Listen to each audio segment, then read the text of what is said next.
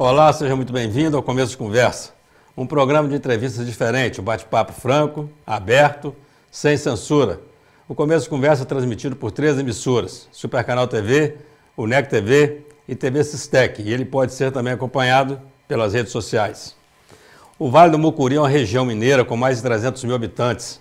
É formada por 23 municípios, sendo que um dos principais é Teófilo Otoni, conhecido por sua economia voltada às pedras preciosas.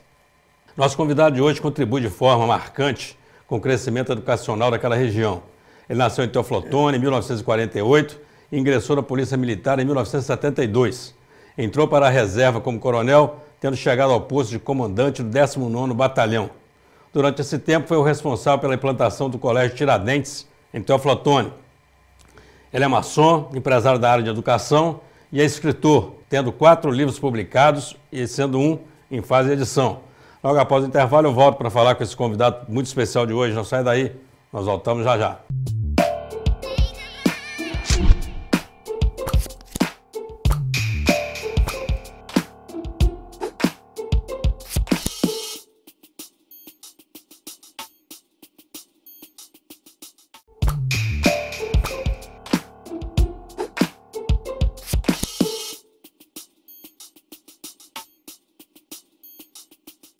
Olá, estamos iniciando o primeiro bloco de mais um Começo de Conversa aqui pela UNEC TV, TV Sistec e Supercanal TV. Vamos agora ao quadro Você na Tela, do Começo de Conversa. Olá, meu nome é Davi Bragante, sou colaborador do UNEC e estou aqui hoje para parabenizar toda a equipe do Começo de Conversa pelo sucesso e alcance do programa. Um abraço ao professor Eugênio. Os nossos agradecimentos, nosso abraço ao nosso colega Davi Bragante. Ele que é funcionário do Casu e trabalha no setor de RH. Você também pode aparecer aqui no Começo de Conversa. Envie o seu comentário, a sua sugestão ou mande o seu recado através do WhatsApp 033 98899 2831. Vou repetir o número 033 98899 2831.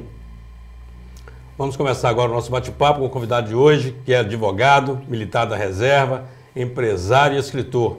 Coronel Petrônio Dantas. Coronel, você é muito bem-vindo aqui ao Começo de Conversa. Muito obrigado, professor. Prazer muito grande recebê-lo aqui. Como é que está lá o Teófilo Otoni? Teófilo Otoni, vai tudo bem, certo? O Teófilo Otoni é com aquela cultura sui generis, né? Que apesar de ser uma cidade de quase 170 mil habitantes, ainda carrega ainda as características de uma cidade interiorana. Vamos dizer assim, eles falam fazendão, né? As pessoas se conhecem. Se conhece, quase todo mundo conhece as famílias.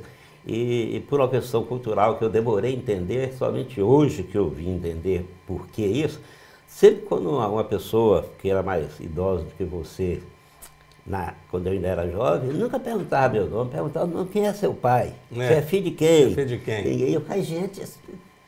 Eu cheguei lá, o tenente da Polícia Militar, eles continuaram me perguntando, você é de qual família? Agora eu entendi por quê. Porque eu já não conheço os rapazes, os jovens de hoje.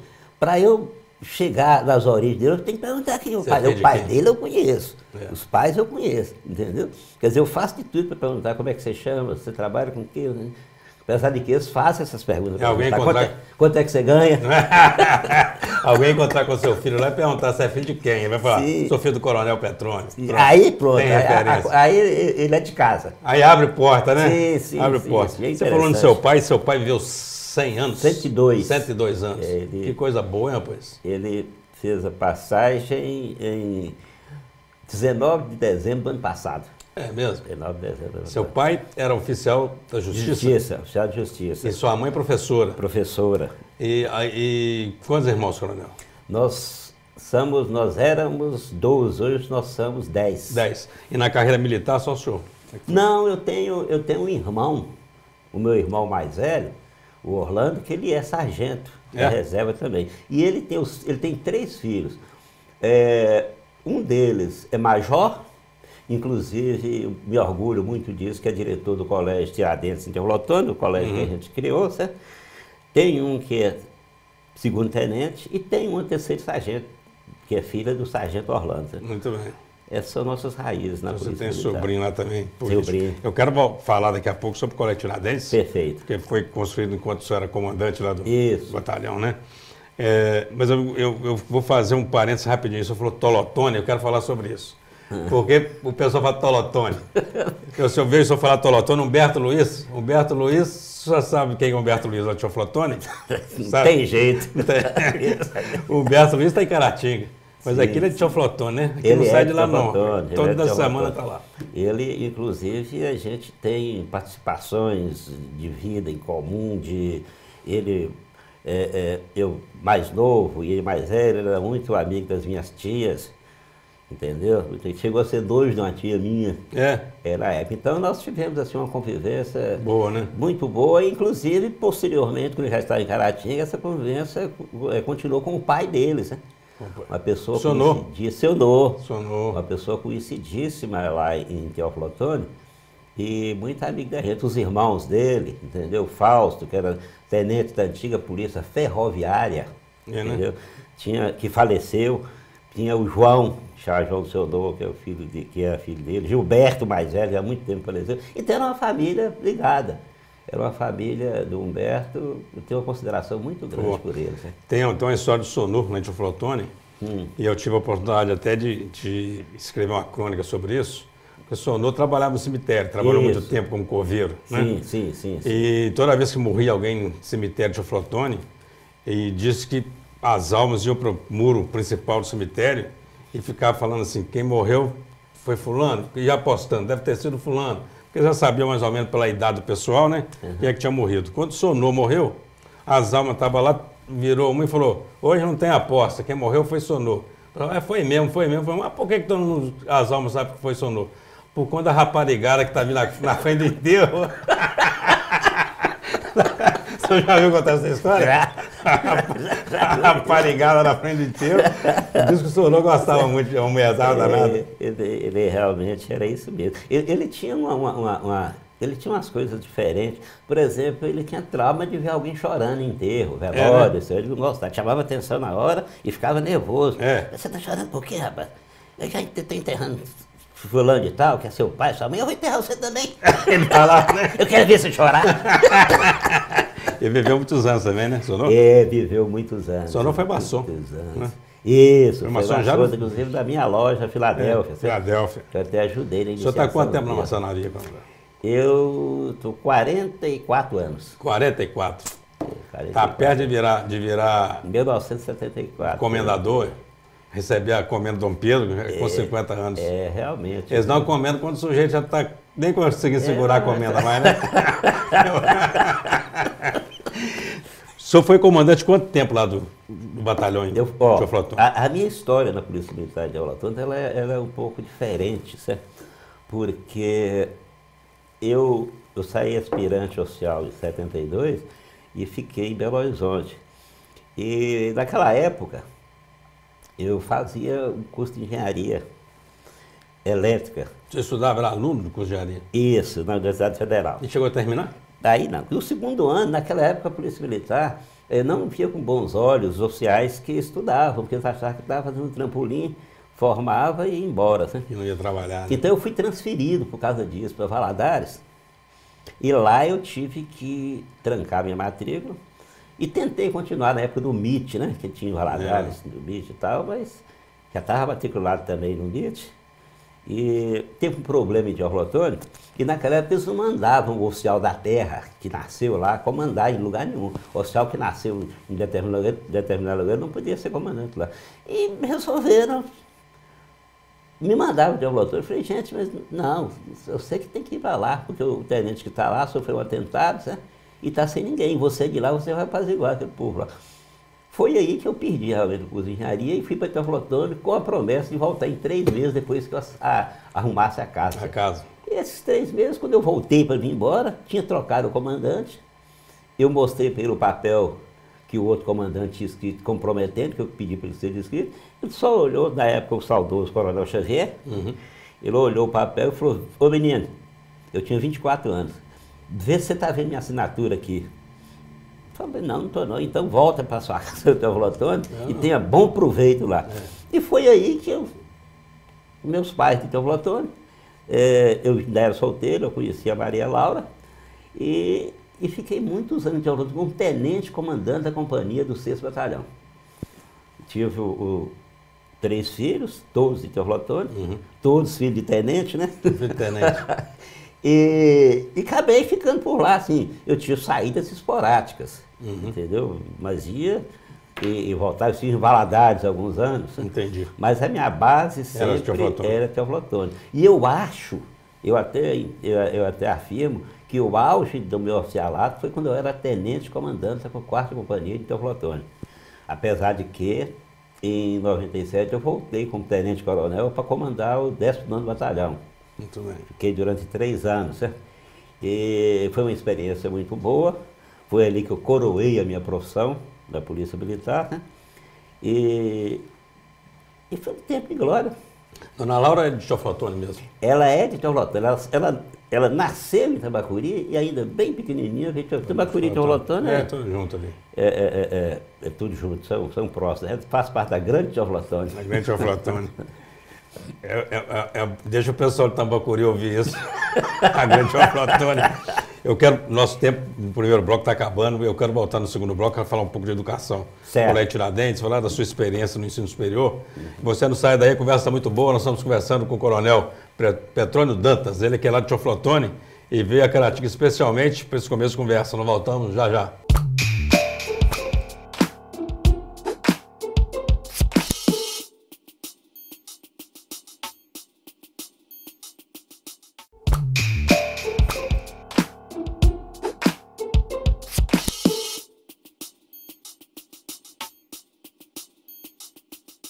Olá, estamos de volta para o segundo bloco do Começo de Conversa. Hoje recebendo aqui a visita do Coronel Petrônio Dantas, ele que é lá de Teoflotone. Coronel, eu terminei o primeiro bloco falando que eu queria falar de educação. Eu queria começar com o Colégio Tiradentes. O Colégio Tiradentes de Teoflotone que é uma referência na educação na região. Ele foi implantado enquanto o senhor era comandante? Sim. Logo que eu assumi o comando lá do 19º Batalhão, eu já fui com o propósito de tentar conseguir a unidade do Colégio Tiradentes para Teoflotone, porque esse colégio só existe onde tem unidade da Polícia Militar, até o nível batalhão, certo? E nem todas as cidades têm. E foi realmente uma luta muito grande que nós empreendemos junto ao governo do estado para implantar o Colégio Tiradentes lá, certo? E no tempo que eu comandei lá, eu saí deixando o colégio pronto para inauguração. E já estava tudo designado. E o colégio hoje realmente é uma referência e eu tenho um orgulho pessoal com relação ao Colégio Tiradentes também, porque hoje quem dirige o colégio lá, o diretor militar do colégio, é o Major Anderson Dantas, que é meu sobrinho, filho do meu irmão, Sargento Orlando. Ele é que é o diretor do colégio. Então isso aí completa a minha alegria, a minha satisfação e meu orgulho de ter criado o Colégio Tiradentes. E foi a sua primeira experiência com a educação? Quer dizer, sem ser como estudante, claro. Foi a sua primeira experiência? Porque depois disso, o senhor entrou para o ensino superior, o senhor tem uma experiência muito importante ali nessa parte de Teoflotone e região, né?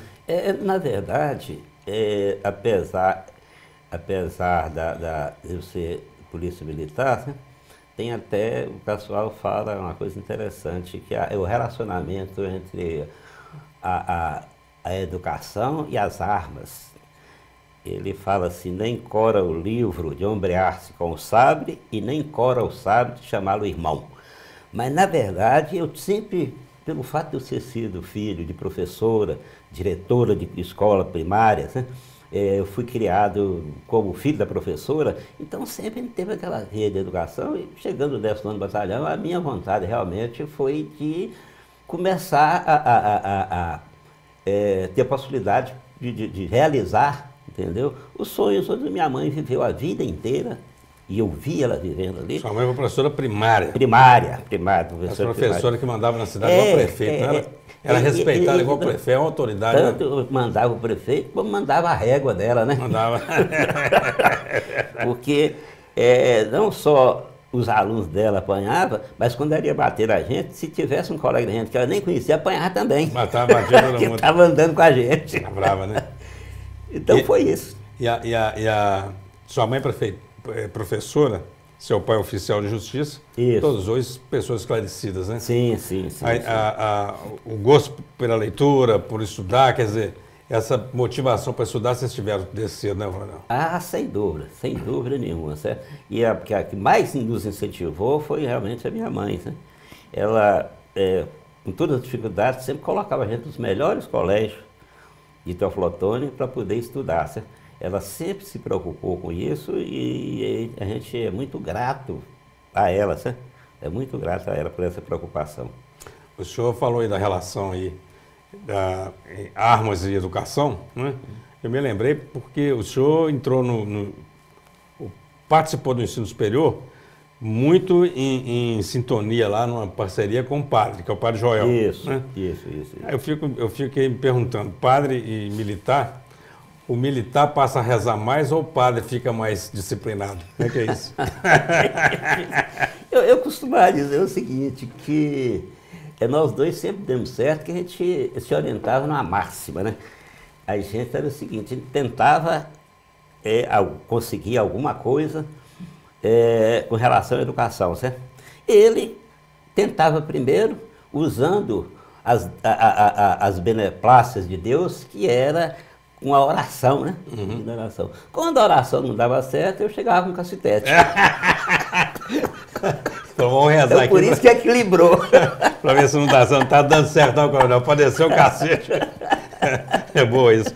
E qual foi a experiência do ensino superior sua? O senhor ainda está no processo trabalhando em educação ainda na região? Sim. Ali foi o seguinte, o padre Joel, ele me chamou junto com o bispo Dom Diogo na época para criar uma faculdade, uma escola superior, de ensino superior, né? E ele estava fazendo aquilo porque o seminário maior, ou menor, não sei, lá de Teófilo Otoni, estava mudando para Diamantina e ia vagar o prédio. Eles me chamaram, eu vi logo que era a oportunidade que eu sempre quis de trabalhar no ramo da educação, né? E assim foi. Montamos o Instituto de Educação Superior São Francisco de Assis, lá em Teófilo Otoni. Conversamos, fomos autorizados pelo MEC a funcionar. E, posteriormente, que foi uma fase que muito me orgulhou e que muito me ajudou no ramo da educação, foi essa parceria que a gente fez com o UNEC, que foi uma parceria que durou 9 anos lá. Foi muito proveitosa, eu tenho saudades desse relacionamento, sabe? Inclusive com o professor Eugênio, né? Nós o conhecemos devido a essa parceria que a gente teve lá, e foi uma amizade que surgiu dentro da educação e hoje ela está dentro das nossas famílias, né? Então, nos tornamos compadre agora. Compadre, exatamente, nos tornamos compadre. Então, é uma pessoa que a gente, da minha família, tem alta consideração, porque e outras pessoas também admiram a nossa amizade. Admiram a nossa amizade. Vocês terminaram a parceria, encerrou, e vocês continuam amigos. Amigo, claro. Então, aí, dessa parceria encerrada, nós continuamos com uma parceria, isso era, eu e o padre estávamos nisso, e continuamos com a parceria com o polo da Universidade de Uberaba, em Teófilo Otoni. Já em 2000... Uniub, né? Uniub, que é o ensino à distância, né? Isso. A nossa parte é o ensino à distância. E já o ano passado, essa parceria minha e o padre resolveu sair e vendeu para o meu filho, o Christian Chester, e nós então, até hoje, nós estamos lá com o polo da Universidade de Uberaba, né? Que são cursos superiores à distância. E a gente também está na área de educação com a empresa chamada Educar do Brasil, que nós são cursos profissionalizantes. Já tivemos polos até aqui em Caratinga, né? E a gente continua lá. Nós, a Educar do Brasil, hoje o carro-chefe dela é o curso de auxiliar de saúde bucal, ASB, bucal, certo? A gente tem ele presencial e nós somos dos primeiros no Brasil a implantar o ASB online, certo? Isso é esse é curso a nível técnico? Ele é a nível de cursos livres. Muito bem. Mas depende da autorização do Conselho Federal de Odontologia, porque quem certifica são eles. Entendeu? Então a gente deve ter formado mais de 2.000 alunos para o mercado, porque o Conselho exige que o auxiliar seja formado. As prefeituras já têm auxiliar de saúde bucal, exige também, né? Então a gente está lá com o Polo da Uniúba, está com a Educar do Brasil, no mesmo bloco, e estamos agora inaugurando, que também é uma realização, é a Escola de Segurança Privada Filadélfia, que é uma escola que forma vigilantes armados, né? Muito bom. E a gente está no período de término do nosso stand de tiros, né? Para talvez aqui no mês, 2 meses, se Deus quiser, a gente está recebendo os alunos lá. Porque a gente, são poucas escolas que existem, né? Na nossa região, lá de Aulotânia é a única, é a primeira e a única, certo? É um tipo de educação diferente, entendeu? E necessário, porque os vigilantes formados eles precisam reciclar. E para reciclar, eles têm que ter escola. Às vezes eles vão para Belo Horizonte, para fazer essa reciclagem, certo? Então a gente está lá nessa área da educação, continuamos ainda na educação. Nós vamos ter que fazer mais um intervalo. O tempo passa rápido demais. Eu quero falar ainda com o senhor sobre... Quero ver se eu posso ter a sua opinião pessoal sobre a questão do desarmamento, falar um pouco de política, falar dos seus livros. Né? E você não sai daí, nós voltamos já já. Eu quero aproveitar, porque nós estamos aqui estamos aqui nos nossos estúdios com a presença do Christian Chester, que é filho do coronel, deixar nosso abraço para ele. Mandar um abraço para o padre Joel, foi citado aqui, e para o Humberto Luiz. Não sai daí, nós voltamos já já.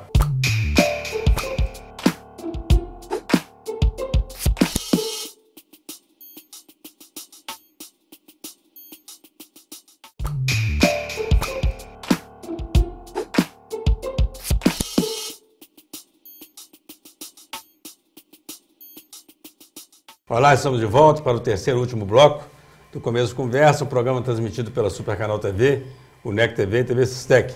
E hoje tendo a alegria aqui de receber o nosso amigo, nosso compadre, Coronel Petrônio Dantas. Coronel, vamos falar de livro um pouco? Você está lançando aí O Filho da Viúva. É um livro de crônicas. Isso. Esse é o 4º ou 5º livro do senhor? Esse é o 5º livro. É o 5º livro.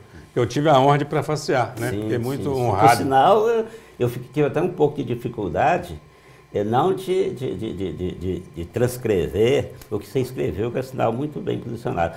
O difícil foi escrever tudo que o professor Eugênio Tinha que fazer outro livro. É só botar lá, Eugênio Gomes, meu amigo. De que trata esse livro, Coronel? Os Filhos da Viúva. Os Filhos da Viúva é um livro de crônicas que ele é prefaciado pelo meu compadre, pelo seu Eugênio. Ele é apresentado pelo grão-mestre do Grande Oriente de Minas Gerais, nosso irmão Bahia. E também ele é um livro que eu faço crônicas e já aviso de capa que são crônicas por fatos que passam em tempos maçônicos ou fora dos tempos maçônicos, que são coisas gozadas, coisas interessantes e que passam despercebidas. Então eu tento contar aqui, mas de uma forma descontraída, entendeu? E sem ferir, hora nenhuma, os nossos sagrados mistérios e os nossos rituais, né? São crônicas que qualquer maçom vai entender melhor, mas ele é preferencialmente dirigido para maçom, mas qualquer pessoa que pegar o livro, ele vai entender, a não ser quando eu faço algumas abreviações típicas nossas. Né? Mas é um livro que pode ser lido realmente por qualquer outra pessoa. E no mesmo sentido, eu já publiquei o livro A Sombra do Bode, que é desse mês, são crônicas também, que eu estou reeditando, fazendo a 2ª edição agora do livro A Sombra do Bode. E esse livro da Sombra do Bode ficou muito conhecido, tem até uma das crônicas lá que transformou-se em peça teatral, né? E a gente está também reeditando. E sobre os outros livros, eu tenho, por exemplo, um livro que chama-se Ao Redor da Fogueira, que também são crônicas mais dirigidas para o interior, porque a gente é do interior, seguindo isso Ao Redor do Fogão. O fogão, também, bacana. Que são crônicas... O cotidiano ali da família, em volta do fogão de lenha, aquela história toda, né? Exatamente. Bacana. E eu não, por exemplo, se é o escritor, você sabe, né? A gente começa a escrever, aí você não consegue parar. Né? Mas não é. Você termina uma coisa e Tem uma- livro, e já vai passar para o outro livro. Tem E assim uma vai. colega nossa que é a Marilene Godinho, Uhum. e ela fala que escrever é igual tirar água de mina. Você vai tirando e a água vai nascendo mais, né? E depois vai você não brotando mais sabe de água. onde é que veio aquilo. Você não sabe de onde aquilo vai, mas não Quando consegue passa, mais parar. realmente. Que bom, né? Que bom que é assim. O coronel tem neto, Eu tenho uma neta. uma neta. Mas quantos anos, coronel? 4 anos. Que experiência boa. É diferente de filho, né? Eu tenho um motivo diferente de quase todo mundo de aproveitar e admirar essa experiência por um motivo simples. Eu tenho 3 filhos, tive 3 filhos. O Christian Chess, todos eles em situação conseguiram vencer os estudos, o Chess é advogado. Eu tenho uma filha que é médica, que trabalha lá em Teoflotone, né? Trabalha em Teoflotone. E tinha uma filha dentista que dirigia do Carro do Brasil. Né? Ela era periodontista e estava fazendo mestrado lá na Universidade lá em São Paulo. Lá do Mantico, entrega assim.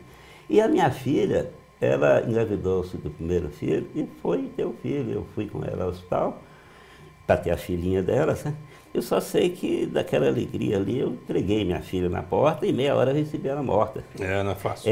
Então ficou muito difícil. Então essa filha que ficou, então a gente tem um amor dobrado da Ana Cristina, então um amor dobrado. Hoje a gente faz a gente cria ela compartilhados, né? Compartilhado. Com o pai dela pai, é bacana. E a outra avó dela e a gente. Fez a passagem, mas deixou um presente bacana demais para vocês, né? Sim.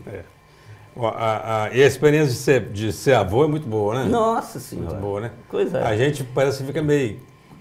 Não sei se com menos responsabilidade, mas Sim. o caso do senhor é meio diferente, porque eu sou meio pai também. Então tem que criar meio como pai. Eu que tenho neto, por exemplo, e ele tem o pai e a mãe, eu só faço a bagunça. Eu falo, o pai e a mãe que trata de arrumar psicólogo para ele. Mas é assim. Não é assim? É assim mesmo, exatamente. Bacana demais. Minha filha a minha neta é minha filha com açúcar.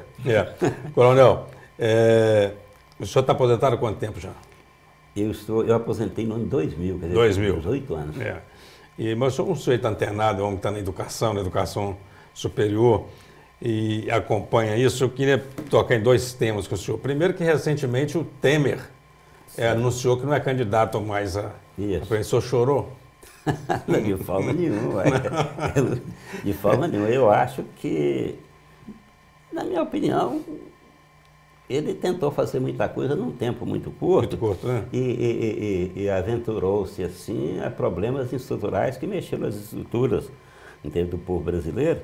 Eu, como cidadão, eu acho que ele deveria ter cometido mais, certo? E feito seu mandato tampão ali, e essas causas pétreas aí que ninguém nunca conseguiu, ele queria conseguir isso aí em 2 anos. Reforma de Previdência, reforma Exatamente. Um monte de coisa, né? Todas essas reformas que realmente ele viu que ele não iria conseguir.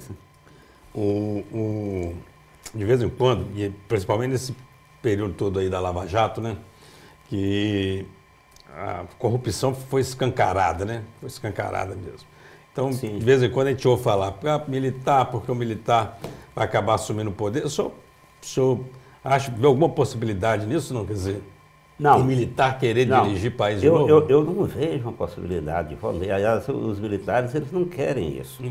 A primeira experiência não foi boa. Não foi boa, né? Os militares. Eu digo isso porque eu participei dela, que eu estava nativo na época.